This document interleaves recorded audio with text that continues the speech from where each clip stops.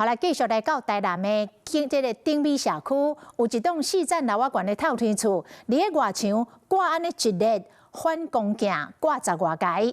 地方是正咧討論，有民眾猜測是因為風水的問題，要來擋迄個煞氣。台南工務局講，這個鏡只要無通出去道路的邊界線，就無違法。4層樓懸的透天電梯外口掛幾粒物件，詳細甲算一下，攏總有9面反光鏡。1樓閣有7面鏡，到底是什麼狀況？民眾攏在討論。他有點瘋了，為什麼？為什麼？那傷害他自己建築物本體，又浪費那麼多錢，你不知道幹嘛？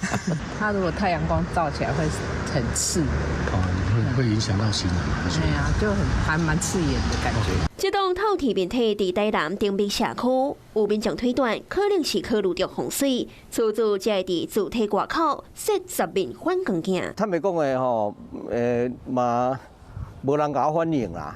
因為伊即擺來現場來遮看到這種情形，應該是吼對面大樓有有風屬相的問題吧，所以伊較會去做一個奇景出來，安尼連續裝咧幾十台這種反光鏡啦，這是應該是我的猜想啦。建築物外牆設置反光鏡，只要不突出於道路邊界線及所謂建築線，並無違反建築法規定。佇主體外口掛規排的反光鏡，加做一個真特殊的景象。是講有民眾認為，這若日頭曝落來，光線對於附近的住戶來講，恐驚也是一種困擾。